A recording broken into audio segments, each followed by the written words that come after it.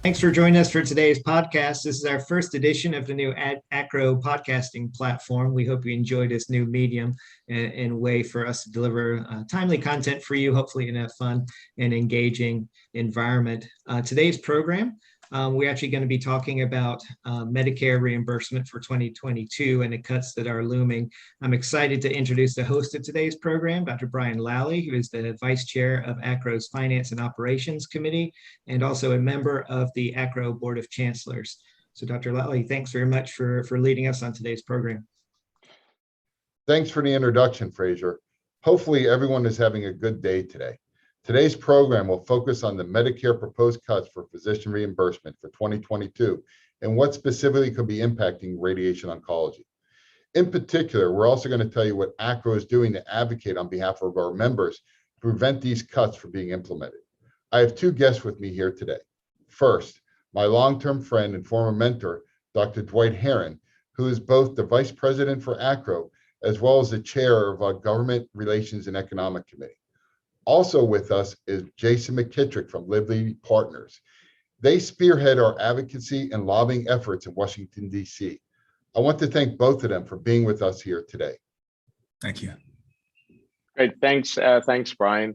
And I'd want to say to our members, welcome. It's wonderful to have a new venue and opportunity to talk to you about what's going on in the Medicare fee schedule and the proposed cuts. As you know, the Government Relations and Economics Committee is a very active committee within ACRO and has really focused on a number of issues that are so vital to what we do as a community in radiation oncology. And it seems as if it's an annual event that we go through to specifically address CMS's proposal for the fee schedule, the physician fee schedule each year. This year, we do have some significant cuts in radiation oncology that can amount up to 20% reduction in some of the services that we provide. And we believe that clear transparency, and I think there are some opportunities here to really address some of the errors, perhaps in the methodology, obviously confounded by the pandemic, but also historical inputs that have sort of resulted in significant reductions that we think CMS should pay attention to and make some modifications. Jason, you've got a sort of a long-term longitudinal view of some of the challenges that we seem to go through on a perennial basis in terms of the fee schedule. And without talking about the APM that's sort of looming and a part of this, if we can focus on the PFS and historically how we got here and what are some of the major issues. Yeah.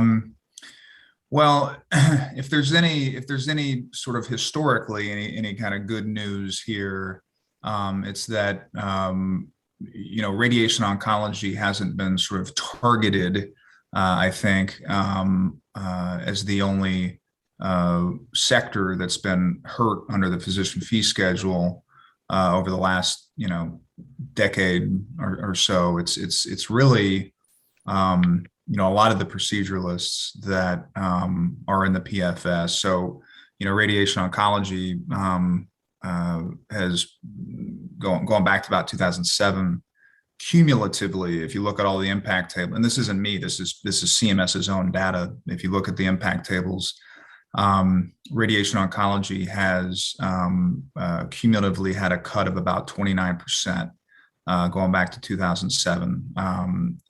And so, but we're not the only ones. You've got, diagnostic radiology, 39%, vascular surgery, 30%, cardiology, 21%. So a lot of, again, the proceduralists within the PFS have been really negatively impacted. And it's got to do, I think, with several factors that we can explore in more detail, but at a high level, those factors include kind of the vagaries of budget neutrality. There were big cuts last year in the PFS. to a number of proceduralists, not unlike this year. Last year was related to the evaluation and management services that precipitated a concurrent 10% cut to the conversion factor. This year, there's a policy related to updating clinical labor data in the PFS, which causes a 24% cut to what's called the direct adjustment factor. So there are all these factors in the PFS that, and there's this complicated 19-step methodology within the practice expense methodology that are sort of, I think, really causing the PFS to get more and more out of whack with what it actually costs to provide care under the physician fee schedule. So at a high level, that's kind of what's going on. There's some other intricacies that we can dive into, but historically, that's Dr. Heron. That's kind of what we've been suffering under over the last many years. So it's interesting, Jason, because as you said, last year their update created a bit of a challenge, and what's happening this year with the inputs, and you're correct. It's, most of us docs aren't focused on the clear regulatory, the nuances that go into creation of the PFS for Medicare patients, and certainly for CMS. But these labor inputs, if I recall, I mean, they've not really been updated since the early 2000s, right? It's right. Probably, was it 2000, 2002? And if you just think about the labor cost that has changed, and if you think of the individuals now that we even have in our radiation oncology practice and what they do, and frankly their costs, you can see how that was out of whack. But because of budget neutrality on the radiation oncology side, and as you said, this affects a lot of procedural specialties, the vagrancies of it all results in this negative impact. So yeah, it's a good thing that they're updating it. The problem is, because we were kind of in a box, it creates a cut on the other side, right? That's right. I mean, and like last year too, when you looked at the evaluation and management services, I think there was a reasonable case to be made that data needed to be updated as well. And if that's all that CMS had done, it would have made sense. It's the problem is that you've got these second order effects that happen, and they happen, not only that they happen, but they are not being sufficiently analyzed. So the E&M policy that took place over the course of 2 years, mm-hmm, with CMS making the initial proposal, then pulling back, AMA stepping in and say, we'll take a look at this. They did some surveys, got some data back to CMS. CMS, finalized the following year. Lots of, hundreds of pages of preamble and the rule proposed and final rules. A lot of resources went into it, et cetera. But when it came to the other side of the coin, the 10% cuts at the conversion factor, there was almost no analysis yeah, on what happens to everybody else that got impacted. I think last year, radiology got hit the worst, but we did too. Radiation oncology did too. I think radiology got hit 10%. I think we got hit by 5 or something like that. But yeah, there was no analysis, and so again, same thing this year. To your point, the clinical labor data, was arguably outmoded. And if there had been no second order effect, everybody's clinical labor data, their reimbursement under the fee schedule, everybody's would have gone up, because everybody's was old. It wasn't like, ours went down and so we got a cut. That's not what happened. Everybody's went up, but you had this weird thing on the back end with the direct adjustment factor that caused a 24% cut to that factor, and really significant cuts to these proceduralists again, which have not been analyzed. And so, a lot of the, I think, discussion that you are seeing on the Hill right now and I've had committee staff tell me this, that a lot of it relates to why does, and this isn't to blame any staff over there, it's a kind of a system problem. Why doesn't the system analyze these second order effects as much as it spends time on looking at the first order issues? So Dwight and Jason, I just want to thank you, but I just also want to say I'm one of those classic ACRO physicians who spends most of my day taking care of patients. And I just feel that the majority of my day is spent doing non-clinical care. What can I be doing in my current position that would help you two? I want to provide patient care. I don't want to be spending my time arguing with insurance companies doing other types of non-clinical duties. Can you provide me a timeline of when these cuts will be impacting my clinic and what will be going on then? The point, though, right, is exactly what we're dealing with now. What we're talking about is the 2022 PFS. So what we're talking about is what, if as it stands, would affect how you get reimbursed next year, starting January 1st, 2022.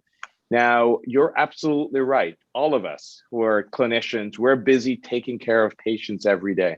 We're also fortunate as a college to have a number of physicians who are, in fact, also have dedicated themselves and their time and taken time out of their own practices to help us navigate some of these orders and to advocate. And Jason has been, an enormous asset that's up on the hill, that's talking to the staffers, that's talking to the administration about the impact of some of the things that you're feeling. And to be honest, if you think about it, Brian, if some of these things, if there weren't individuals like the members on the GREC and advocacy that we do through Jason, we'll talk a little bit about our ACRO PAC, because this is so important. Just imagine the other things that you would have to deal with, the volume of them that you'd have to deal with, whether it's talking to the insurance companies or dealing with the fact that you can deliver care to your patients, may be even more complicated.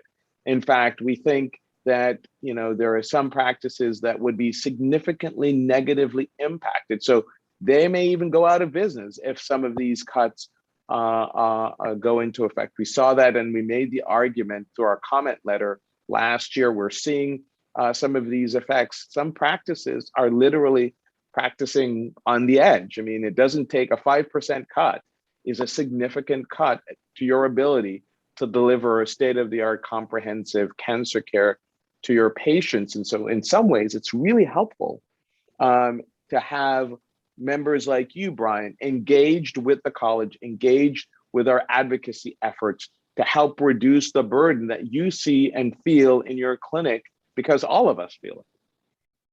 I agree with you 100%. A 5 to 10% cut in my clinic may limit my ability to have my nutritionist or my social worker or some of my nursing staff available for my patients as they currently are. Jason, what does the roadmap look like from here? And any thoughts on the prospects of us going to CMS or Congress to change this in the coming months? So what has been proposed is, would take place January 1, 2022. We would, as Dr. Heron mentioned, we filed our comment earlier this week. We'll see the final rule, on or around November 1, as is typical. And so I think there are gradations of success here. We were able to generate a lot just earlier this week, generate a lot of interest from the House of Representatives, a letter led by Congressman Rush and Congressman Bilirakis, got 75 signatures on that letter, it was a letter to CMS raising concerns about the clinical labor policy. We had some ACRO physicians reaching out directly to their member of Congress, asking them to sign on to the letter. some of them did. Some of those members of Congress did sign on to that letter, which is great.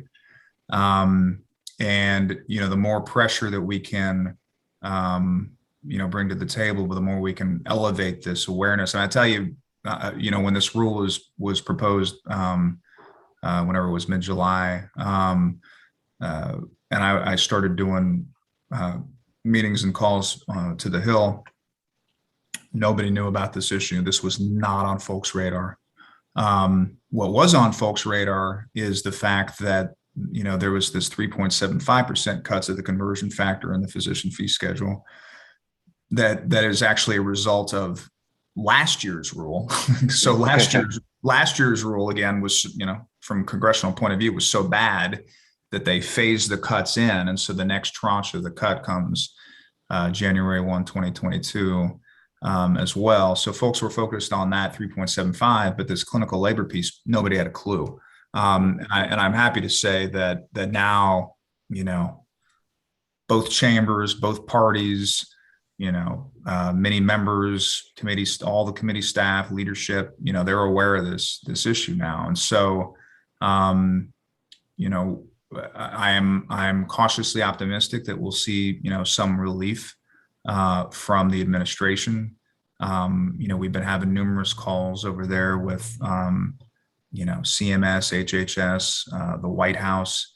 So they're very well aware of this issue. And, relief could be anywhere from them kind of making changes to how they apply this budget neutrality provision, or to, a phase in of the cuts. And I have to say that either one of those, while they would, while we should see them as success, and we should be happy with that, I think it's not enough. Given, and I think this is why Dr. Herring wanted to start the way he did with talking about the historical, radiation oncology has already been under serious pressure over the last many years. And, so a phase in, again, although would be a welcome relief and something we would applaud, we would also really want to stay on it with the Hill and with the administration. I think it's remarkable that, in addition to the Rush Bilirakis letter asking CMS not to implement the clinical labor policy, the other thing it does is it says, look, CMS, you have been receiving reports from the RAND Corporation for the last 3 years on fundamental reform of the physician fee schedule. So we Congress know that you, CMS, are concerned, have been concerned about what's going on with the physician fee schedule and ways to update it. Focus on that. And there's a separate letter going on the Hill right now, led by Congressman Barra and Bouchon. This one is going to leadership, and it's on that 3.75% issue, which is now a congressional issue because Congress had to step in last year on those E&M cuts. But the other thing that's in that letter is very similar to what is in the Rush Bilirakis letter, which is the PFS needs fundamental reform. It is growing ever more out of out of whack with what is really required to provide these services, particularly in the office-based setting. I think, Jason, if I may, Brian, extend Jason's comment here, because I think it's really important that, that Rush Bilirakis letter really is that I think we can take credit, that Jason's being a bit modest, but we can take credit for highlighting this and pushing this forward. And this is an example of some of the advocacy that this college, ACRO, is doing on your behalf. And I think it's really important that we get engagement and let you know, for instance, what we're doing on your behalf, and for you to get engaged in any way possible. And we can outline that, and we will in the future, a number of ways that you can get engaged. One of them, frankly, is through the ACRO PAC. But I think it's really important to recognize that we as a college need to stay on top of it. We need your support to help us continue down this path. So I just wanted to, say thank you, Jason, for highlighting this. This is really important. This is another example, one example of the many, many examples of the things that the GREC and the ACRO PAC and your college, American College of Radiation Oncology, is advocating on your behalf. Thanks for that, Dwight. Is there anything specific we should be asking our members to do to help the GREC and our lobbying team in Washington? Absolutely. Let me take a stab at this, and then I'll have Jason jump in as well. I think, as I just said, it's really important. Advocacy is important, but we also need your engagement, right? So we can do, there's so much that we can do, but your voice is even more powerful. So when we put out the call to action for you to reach out to your congressperson, whether it's a senator, a congressman, congresswoman, engage with us.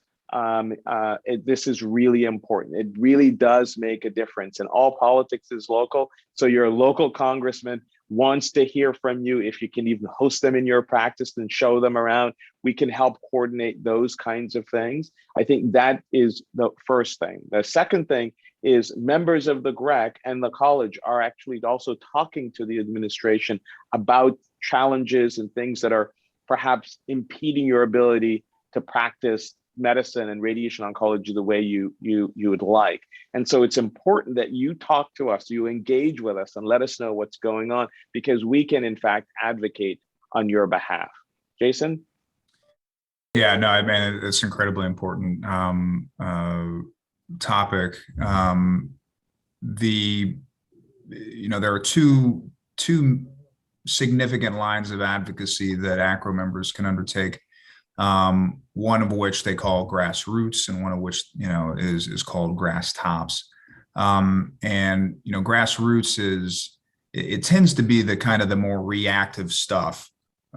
So the physician portal that we set up earlier, Fraser, I think it was earlier this month, on the physician fee schedule.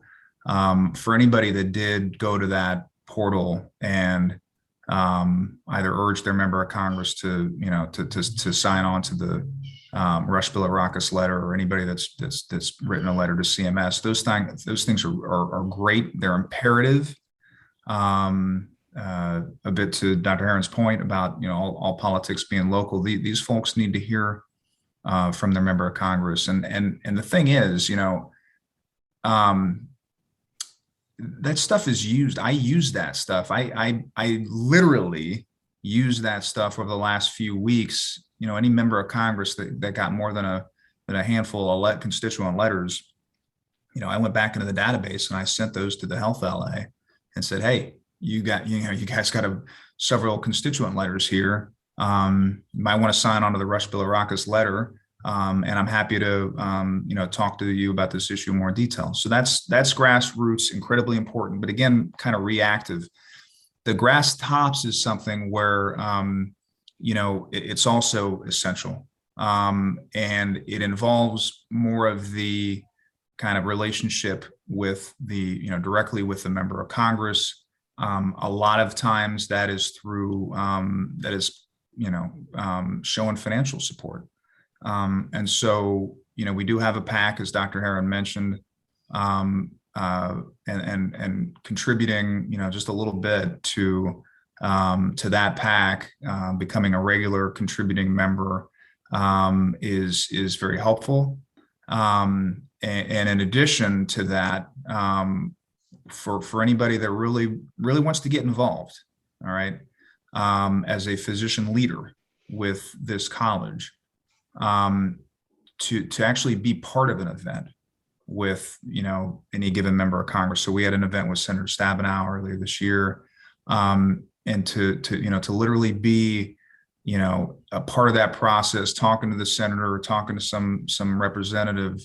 That is also something that is meaningful, and that is these are events, and so there's a financial contribution there as well. But all these things are really important to on the grassroots side, again, to show local support. On the grass top side, to say, look, thank you for what you do. We support you, and here's you're doing right by us, and we support you in your role there. And so these are all incredibly helpful things, and are almost, I'd say, sine qua non to in terms of what I do in terms of ultimately being successful on the Hill. Thanks, Jason. I think this has been terrific today. And I just want to thank both of you for being here. And I appreciate all the information you have given us. I have found it to be very educational. I think we're going to wrap it up here, but I also wanted to make sure I say thanks to our production team for making this new podcasting platform available to our membership. And I'm looking forward to many more podcasts in the future. Everyone, stay safe out there. And I hope to see you at the annual meeting in March of 2022 in Fort Lauderdale. Have a good day.